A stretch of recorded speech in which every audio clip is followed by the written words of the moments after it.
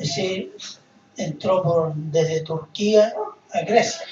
Estamos hablando del año, tal vez, año 45. Unos 15 años o menos después de la muerte, resurrección y ascensión del Señor Jesús. Entonces nos vamos a introducir explicando algo. Primero que nada, cuando usted predica el Evangelio, cuando usted se dice cristiano, en un grupo de incrédulos, a muchos les interpela la conciencia. Cuando usted va y dice, predique el Evangelio, muchos sienten un peso en su conciencia. ¿Por qué? Porque cuando predicamos el Evangelio de verdad, ¿qué es lo que muestra el Evangelio? El pecado de cada uno. ¿Cierto?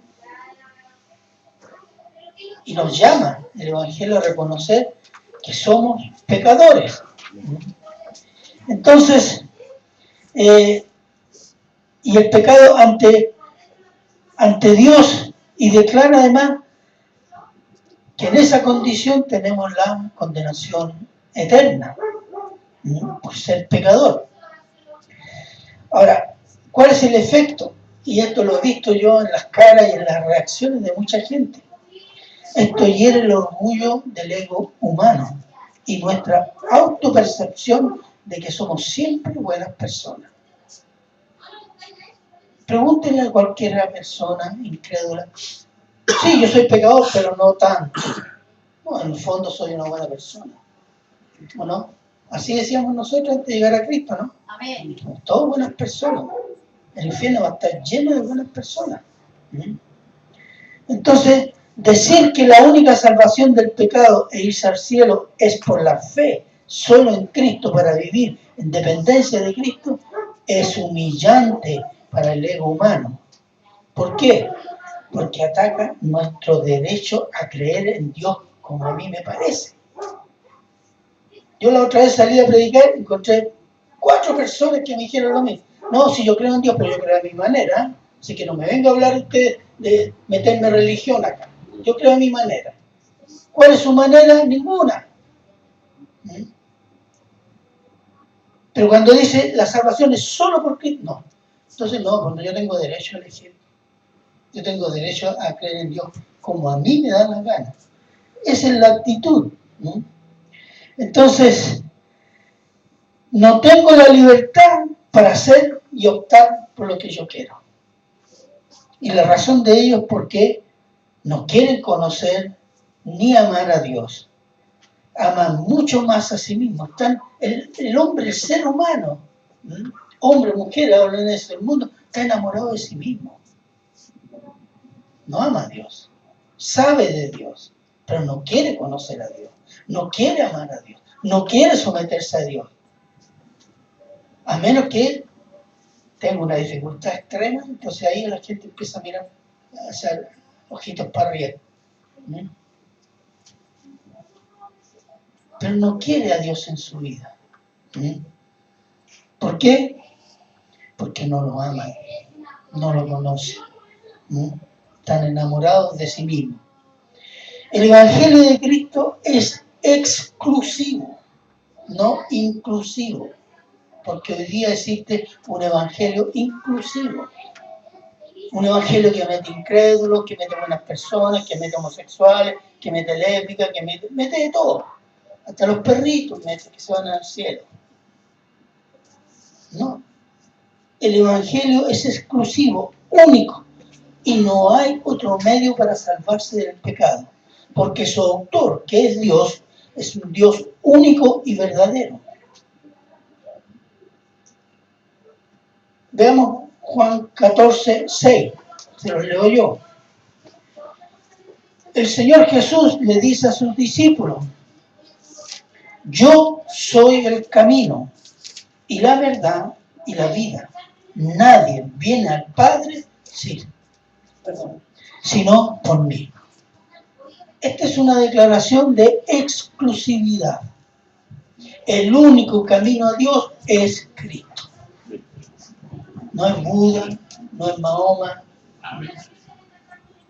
no es la nueva era, no es el Papa, no es la Virgen María. Nada de eso. Es Cristo. Y dice, yo soy, mire, dice, yo soy el camino, el único camino a la salvación. La verdad, esto significa una declaración que es Dios. Y tercero, la vida eterna. Y nadie dice, no dice va al Padre, viene al Padre. ¿Por qué? Porque el Padre está en él. Si no, ¿qué dice? Si no por mí. Esta es una declaración que molesta mucho hoy día en muchas iglesias.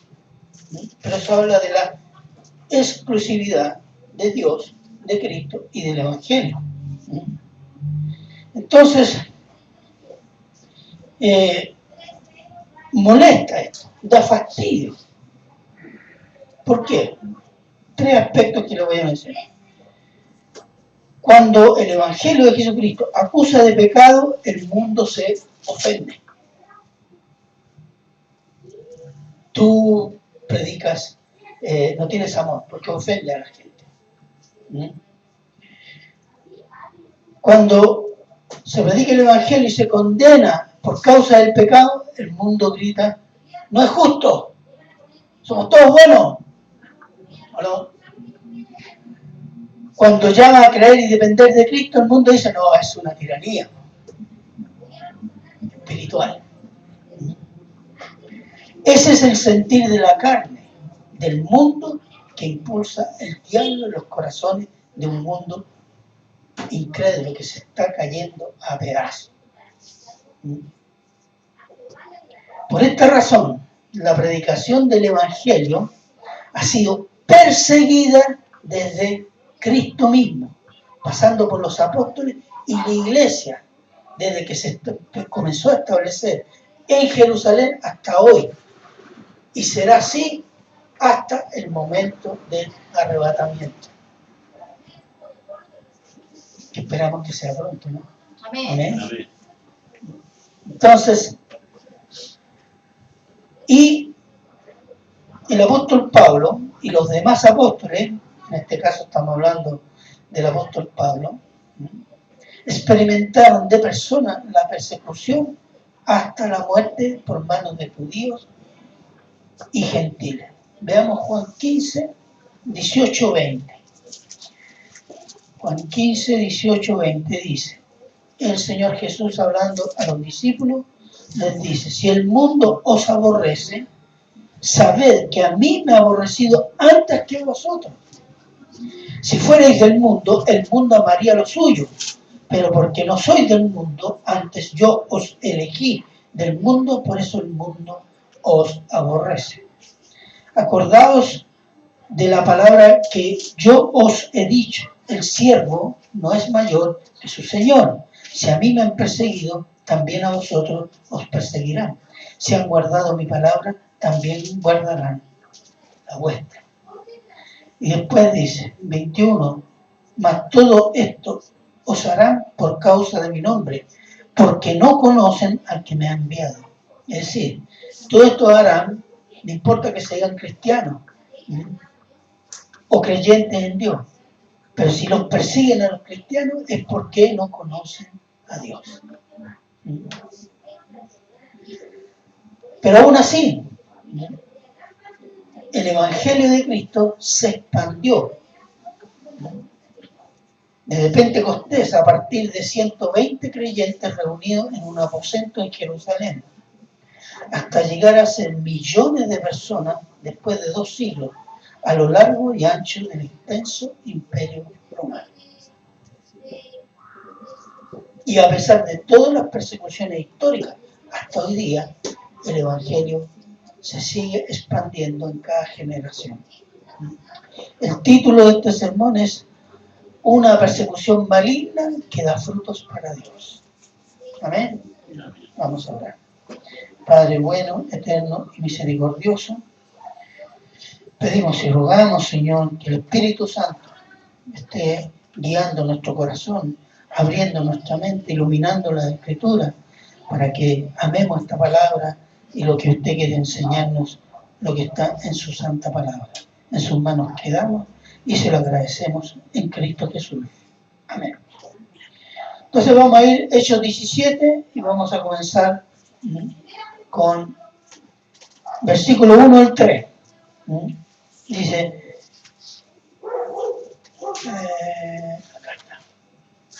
Dice, pasando por Anfípolis y Apolonia, llegaron a Tesalónica, donde había una sinagoga de los judíos, y Pablo, como acostumbraba, fue a ellos, y por 3 días de reposo discutió con ellos, declarando y exponiendo por medio de las Escrituras que era necesario que el Cristo padeciese y resucitase de los muertos, y que Jesús, a quien yo os anuncio, decía él, es el Cristo.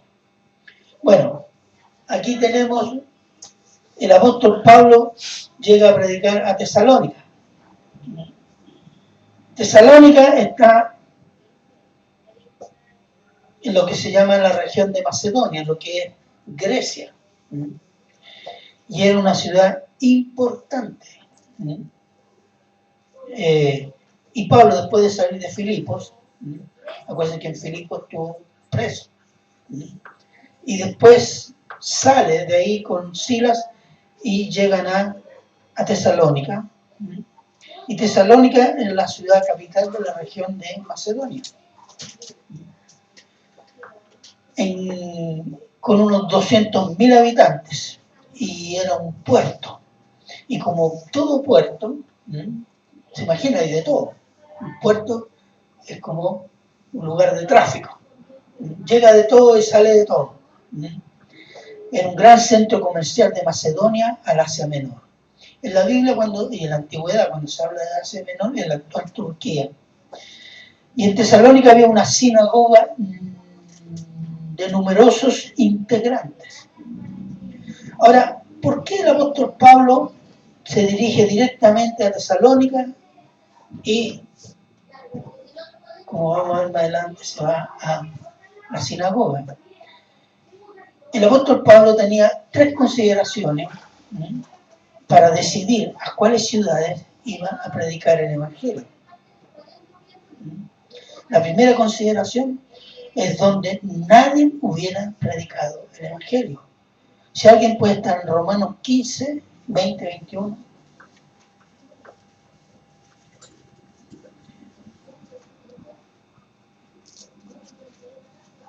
Romanos 15, 20, 21.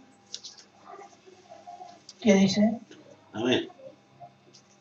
15, 20, 21. Y de esta manera me forcé a predicar el Evangelio, no donde Cristo ya hubiese sido nombrado, para no edificar sobre fundamento ajeno, sino como está escrito, aquellos quienes nunca les fue anunciado acerca de él, verán, y los que nunca han oído de él, entenderán. ¿Por qué? ¿Quién de los judíos había ido a predicar a los gentiles? Casi nadie. Entonces yo voy a ir no donde los judíos, donde ya se ha predicado, ya hay fundamento. Yo voy a ir donde nadie haya predicado. Y esa era una de las consideraciones. La segunda era que siempre se dirigía a las ciudades capitales de regiones. ¿Por qué? Porque plantando ahí una iglesia, esa iglesia se encargaba de expandir el Evangelio en toda la región. Y 3, que hubiera en dicha ciudad una sinagoga, ya que el apóstol, cuando llegaba a la ciudad, lo primero que hacía era ir a la sinagoga. Ahí eran judíos y prosélitos, que son gentiles, o sea, no judíos, que adherían a la religión judía. Entonces él se dirigía ahí primero. En Filipos fue diferente porque no había sinagoga, pero se reunían a la orilla del río a orar. Entonces él fue a predicar a la orilla del río. Pero esos son más o menos sus 3 criterios. Por eso él no se dispersó, por eso pasó de largo de Anfípolis y Apolonia. Entonces se fue a la ciudad capital. Entonces,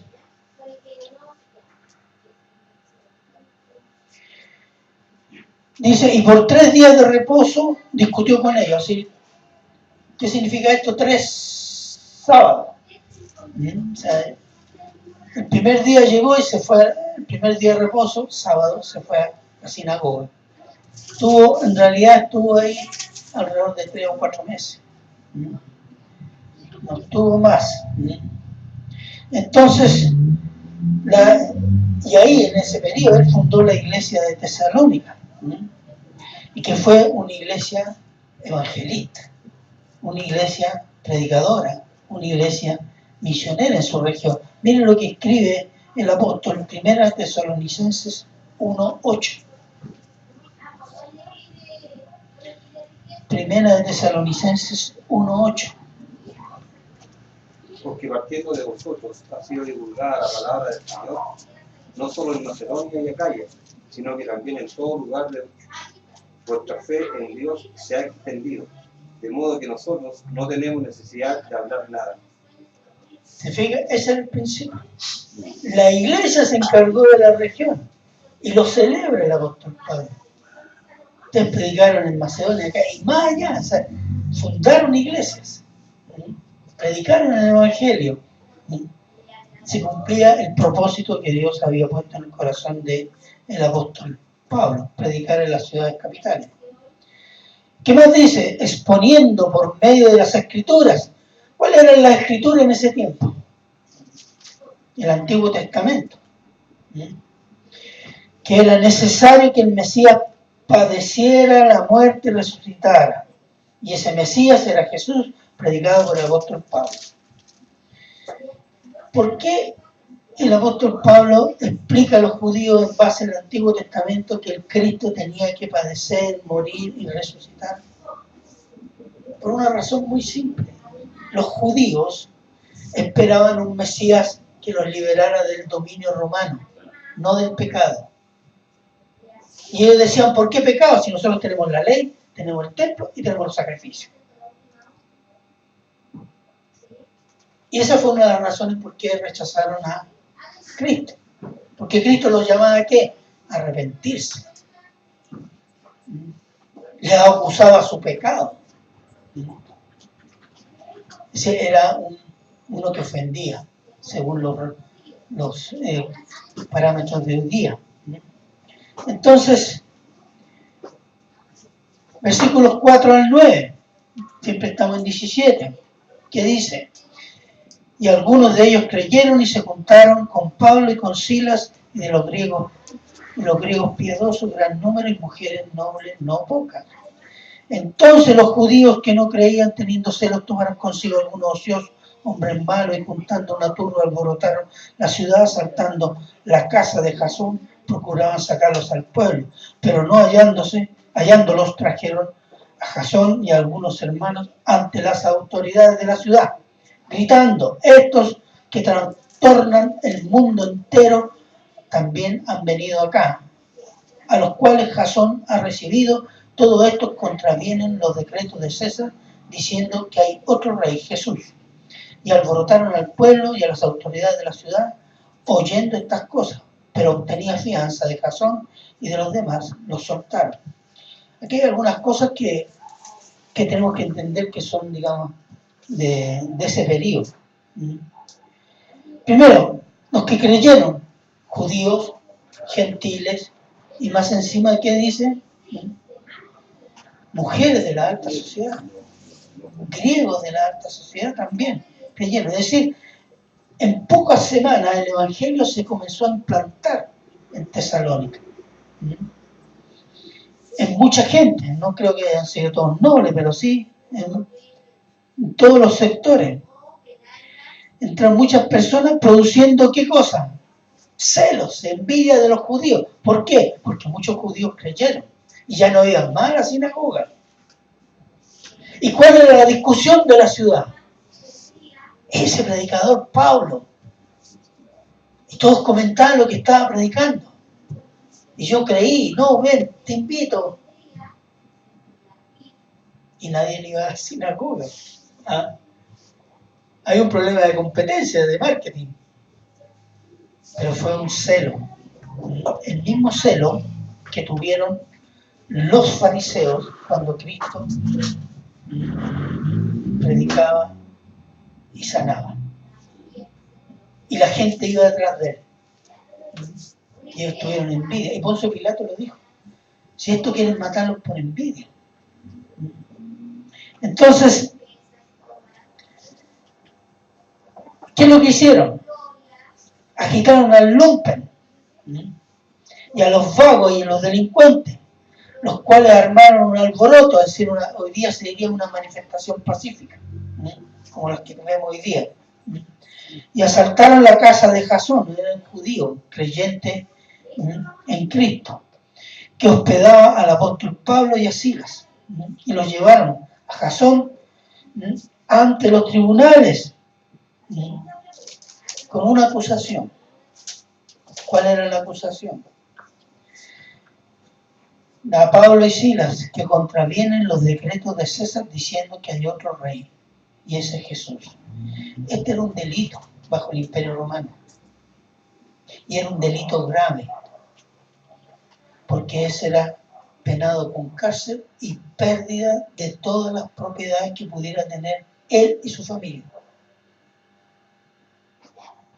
Entonces no era broma, la acusación era gravísima. Entonces, ¿qué hacen a Jasón? Como no estaban los culpables, le hacen pagar una fianza. ¿La fianza qué significa? Dinero o dar algo de valor. Por Pablo y Silas. Y si Pablo y Silas continuaban predicando, eso de valor Jasón lo perdía. Esa era la ley. Entonces, ¿qué hizo Pablo y Silas? Se fueron. Pero el evangelio ya había entrado. La iglesia se había formado. Y que a los años después, en la primera carta a los tesalonicenses, dice: ustedes han predicado en Macedonia, Acaya, más allá de ellos. O sea, dio fruto. Dios hizo fructificar esa predicación y esa instauración de la iglesia en Tesalónica. ¿Y a dónde se van? A Berea, versículos 10 y 11. Inmediatamente los hermanos enviaron de noche a Pablo y a Silas hasta Berea, y ellos, habiendo llegado, entraron en la sinagoga de los judíos. Y estos eran más nobles que los que estaban en Tesalónica, pues recibieron la palabra con toda solicitud, escudriñando cada día las escrituras para ver si estas cosas eran así. Aquí tenemos una nueva fuga. Y de nuevo, ¿dónde se dirigen? Llegando a Berea, van a la sinagoga. Berea queda a 65 kilómetros suroeste de Tesalónica y a 35 kilómetros del mar, de la playa, del mar Egeo. El apóstol Pablo nuevamente es expulsado de una ciudad por causa del evangelio, pero esta fue una de las dificultades que el mundo incrédulo gobernado por el diablo, puso a la predicación del evangelio de Cristo por medio del apóstol Pablo y los otros apóstoles. Entonces, el apóstol Pablo no era la primera vez. Acuérdense que anteriormente había sido apedreado. Pero miren lo que dice, y les voy a leer, 2 de Corintios. Vamos a 2 de Corintios 11.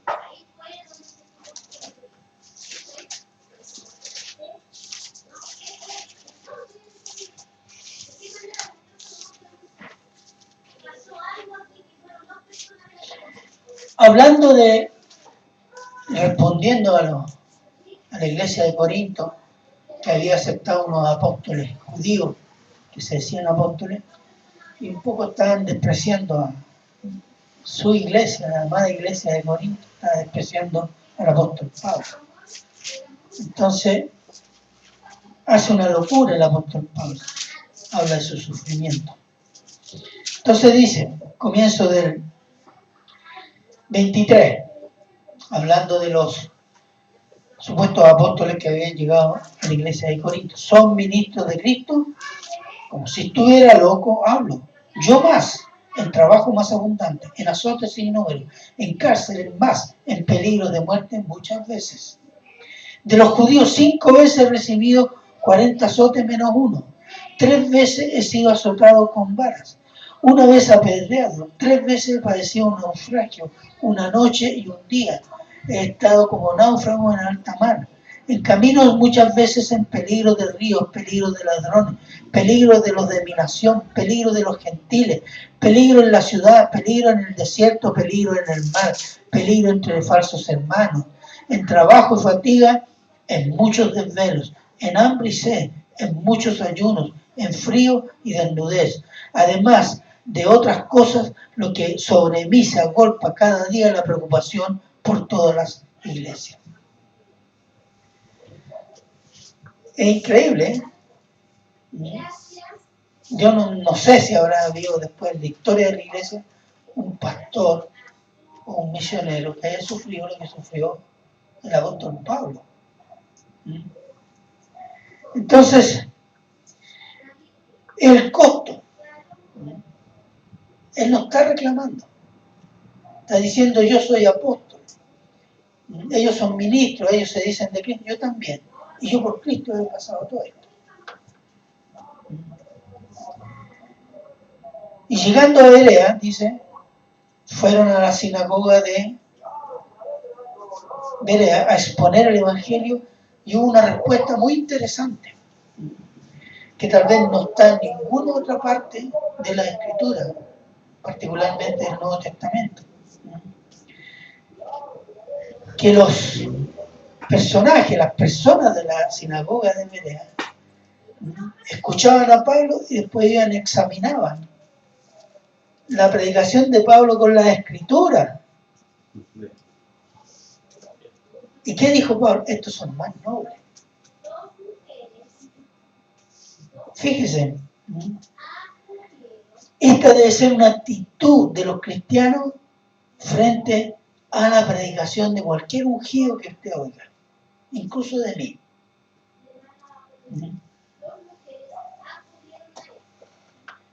Todo cristiano tiene la libertad de examinar las Escrituras y verificar las enseñanzas que oye.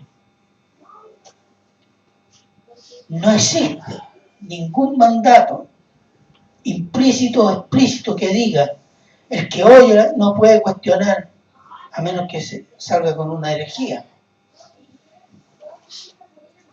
Si alguien me viene a decir, oh, usted habló de pecado, está ofendiendo a la gente.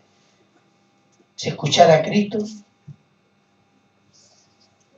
Entonces, es el deber de todo cristiano. Si queremos crecer, tenemos que conocer las Escrituras. Y por las Escrituras yo puedo medir si ese hombre está diciendo una gran verdad o está diciendo una gran mentira.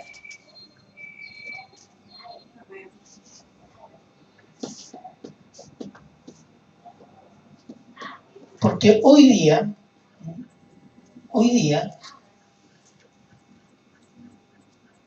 muchos predicadores falsos y heréticos de la prosperidad y carismáticos citan pasajes de la Biblia para decir sus mentiras, enseñan veneno teológico que esclaviza más y más en el pecado.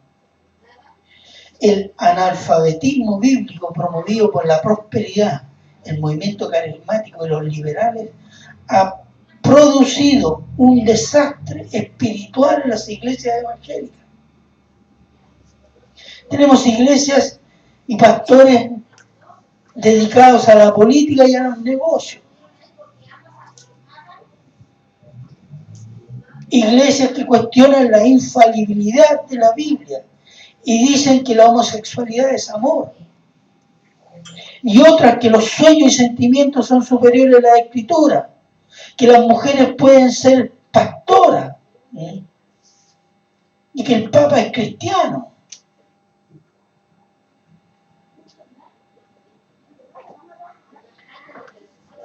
Y así cualquier moda del mundo tiene la puerta abierta en la iglesia. Y todo ello lo atribuyen al Espíritu Santo, cuando en realidad viene del diablo. Y nadie acude a la palabra de Dios para tener claridad sobre las artimañas del enemigo. Yo siempre digo, si usted no lee la Biblia, no conoce la Biblia, no hay cristianismo. El cristianismo no es un atado de sentimientos, o de lo que yo creo como es Cristo, o de lo que yo creo como es Dios.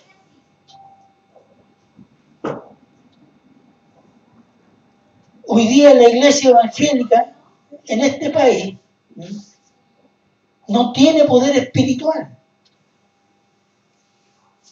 No importa que seamos 4 millones de chilenos. Hay organizaciones políticas que con 4 millones de personas te dan vuelta un continente.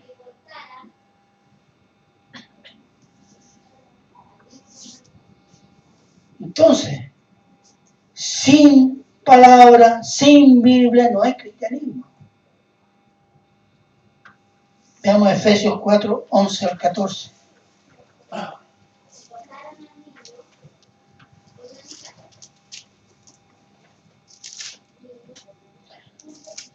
Efesios 4, del 11 al 14.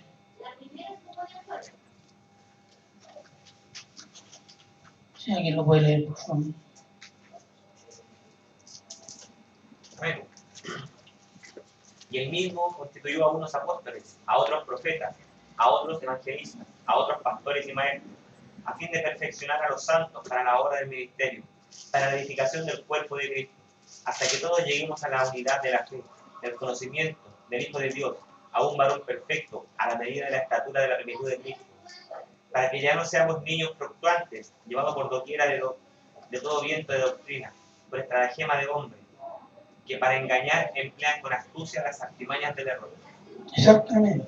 Crezca en Cristo. ¿Cómo yo puedo crecer en Cristo? La Escritura. Aquí tengo lo de Cristo. Aquí tengo los mandatos de Cristo. Aquí tengo todas las cosas que tengo que hacer.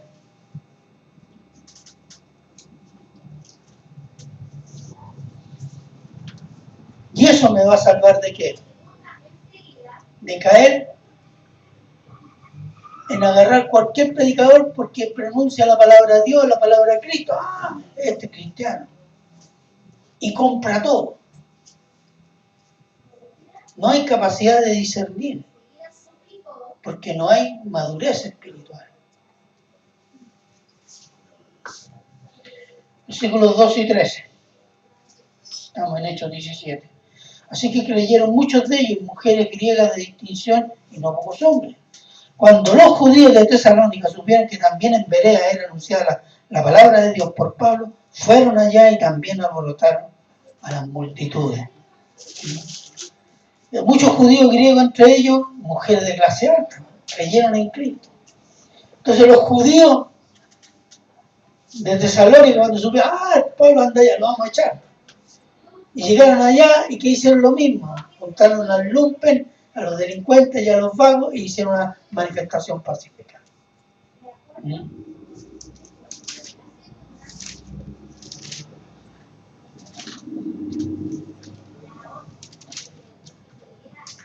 ¿Y qué hicieron los hermanos? Inmediatamente sacaron a Pablo y lo mandaron a Atenas.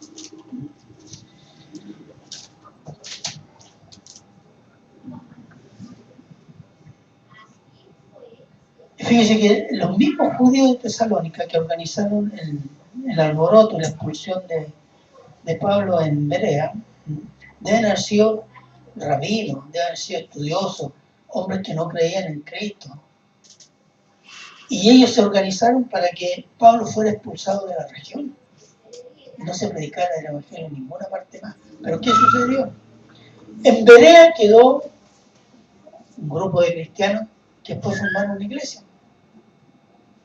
Porque ellos aceptaron la predicación del apóstol Pablo y más encima la confirmaron con la escritura. Entonces, no importa que hubiera sido perseguido y expulsado, pero el fruto ya estaba, la semilla que después da fruto, Dios estaba sembrada. Dios se encargaba de eso.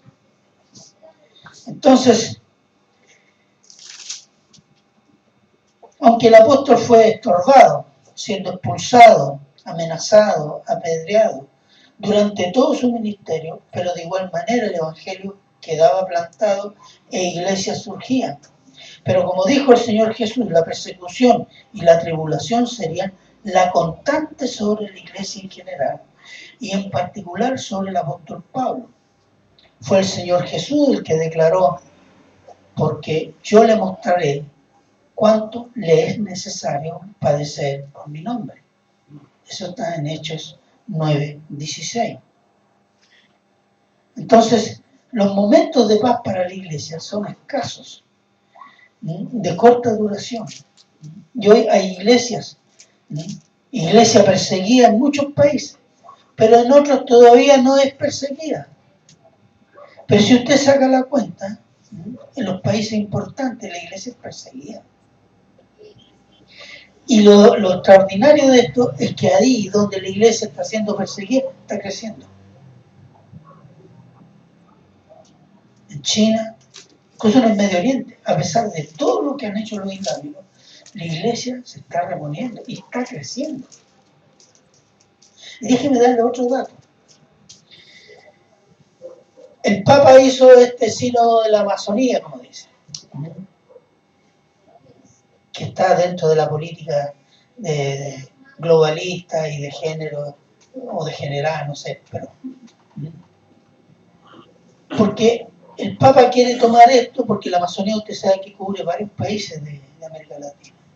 Entonces declaró dos cosas: la Amazonía es un patrimonio universal, y declaró la autodeterminación de las tribus de que vienen en la Amazonía. Eso rompe las fronteras de los países.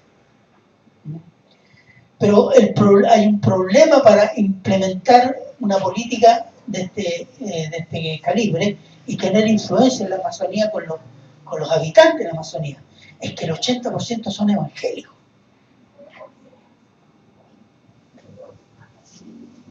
Entonces, ¿qué hizo el Papa? Si yo quiero meterme a controlar y hacer una política aquí, yo le acepto a estos brujos su espiritualidad.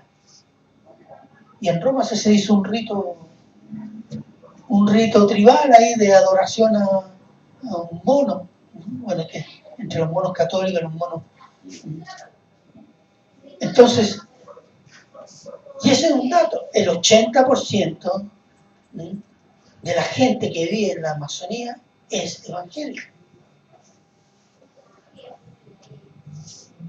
Entonces, ¿el evangelio ha crecido? Sí. ¿Va a seguir creciendo? Sí. En China es donde el evangelio crece mucho más, en el mundo. En Europa llega entre católicos, entre mormones, testigos contra Jehová, adventistas y evangélicos de todos los pelajes, llega menos del 3% en Europa.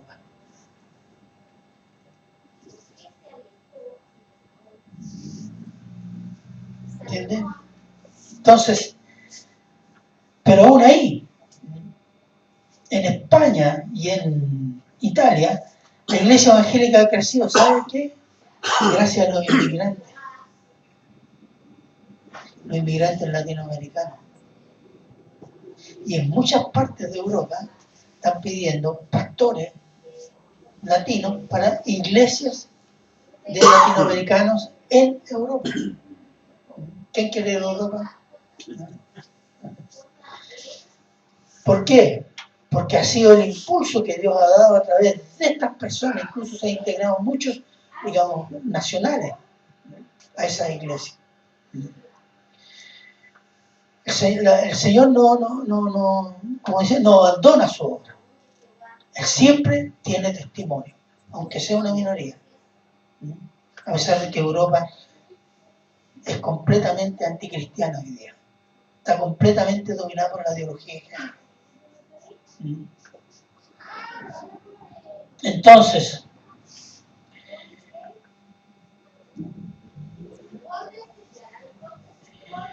ser cristiano, predicar el evangelio tiene un costo. Costo de tiempo, costo de dinero a veces, costo de enemistarse con amigos y parientes, un costo de la pérdida del trabajo, un costo de la pérdida de la libertad a veces, y a veces hasta de la vida. Pero hay ganancia. El gozo de servir al Señor, el gozo de estar en su voluntad, el gozo de ser bendecido en muchos aspectos, el gozo de ver gente salva que empieza a conocer y amar a Cristo y en ver su gloria viviendo en esas personas. El costo que estamos dispuestos a pagar por servir a Cristo, ¿cuánto es? ¿Cuánto costo? Déjeme decirle algo. El costo que estamos dispuestos a pagar está directamente relacionado cuánto amamos a Cristo.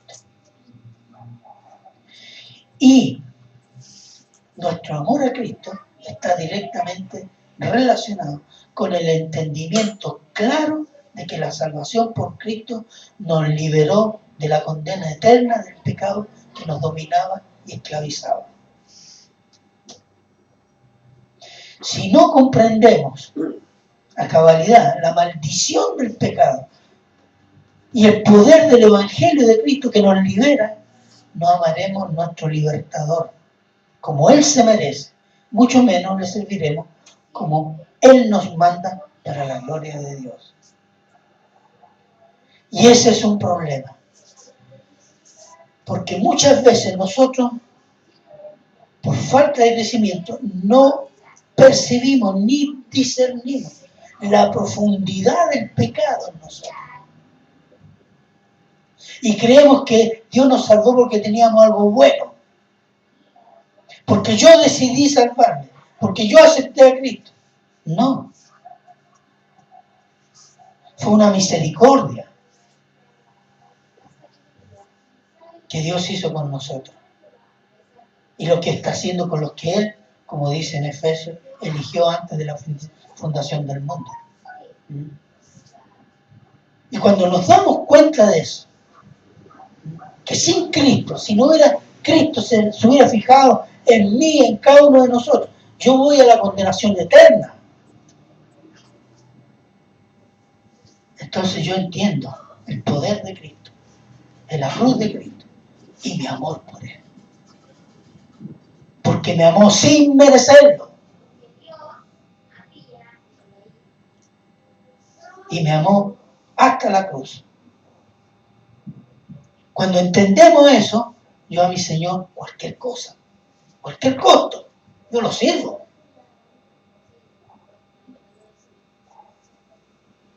Pero tenemos ese problema. No es entusiasmo. El entusiasmo nos dura un tiempo. Que trabajamos, Señor, aquí. Ya después de un mes, parece boxeador. No, constante. Eso significa comunión, eso significa crecer en el amor de Cristo. Dice en Efesios, el amor de Cristo supera todo entendimiento. Así, es un amor tan grande que no lo podemos entender. ¿Por qué me eligió a mí? ¿Por qué eligió a usted? ¿Por qué elige a los que elige? Porque fue su decisión de amor, nada más. Porque nadie merece salvación. La condenación es más que merecida.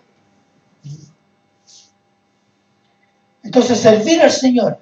Porque ¿cómo si yo estoy consciente, cómo no ir a predicar para que otros conozcan este inmenso amor, esta inmensa obra que Dios nos da, nos regala la salvación por medio de la fe en Cristo?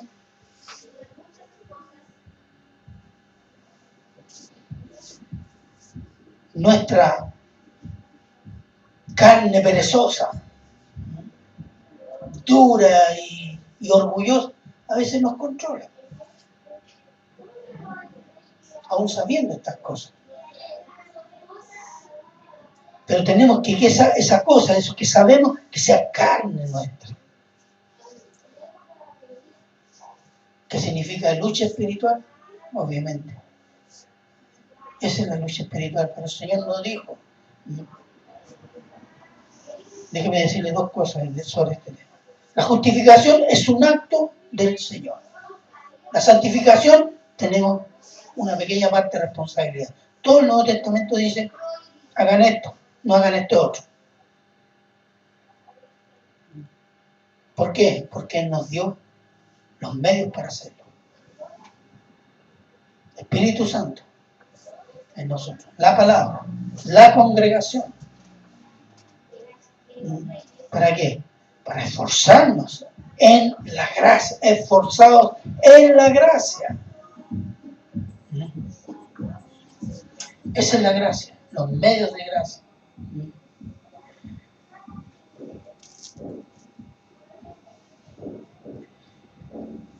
Entonces, mientras no entendamos eso, y no solo entendamos, amemos eso, y comprendamos nuestra inutilidad y nuestra profunda miseria pecaminosa, no vamos a servir al Señor como Él nos manda. Y estaremos dispuestos a pagar algún costo necesario para obedecer a nuestro amado Salvador. Nosotros, Iglesia de Cristo, somos llamados a predicar el Evangelio que nos ha salvado a nosotros y a cada uno de nosotros. Y nuestra predicación, sea limitada, sea poca, sea mucha, Dios lo va a hacer fructificar.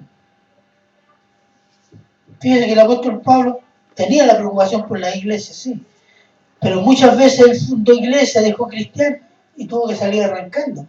¿Quién fructificó eso? Dios.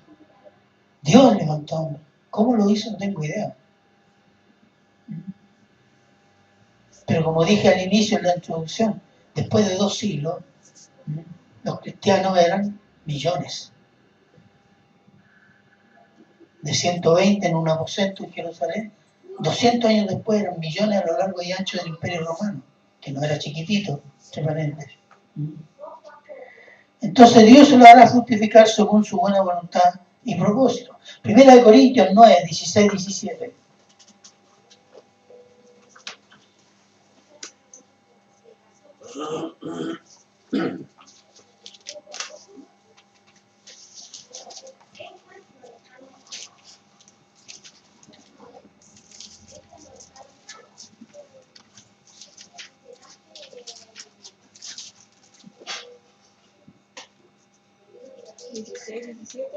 ¿16, 17? ¿Sí que dice? Sin embargo, cuando predicó el Evangelio, esta otra versión, cuando predicó el Evangelio, no tengo de qué enorgullecerme, ya que estoy bajo la obligación de hacerlo. ¡Ay de mí, si no predicó el Evangelio! En efecto, si lo hiciera por mi propia voluntad, tendría recompensa, pero si lo hago por obligación, no hago nada más que cumplir la tarea que se me ha encomendado. ¿Cuál es entonces mi recompensa? Pues que al predicar el Evangelio pueda prestarlo gratuitamente sin hacer valer mi derecho. Amén. ¿Qué versión es esa? La NBI. El apóstol Pablo está bien claro, dice, miren, yo soy mandado a predicar el Evangelio. Si lo predico por buena voluntad, porque quiero, tendré recompensa. Y si lo hago de mal modo, tengo igual que predicarlo. Porque estoy mandatado. Es mi deber. Es lo mismo que usted se levante en la mañana. Es su deber ir a trabajar. ¿Cierto? Eso sentía el apóstol Pablo. Es un deber. O sea, yo por la buena o por la mala tengo que predicar el Evangelio. De eso se trata. Y eso significa que amaba menos a Dios, no. Amaba mucho a Cristo.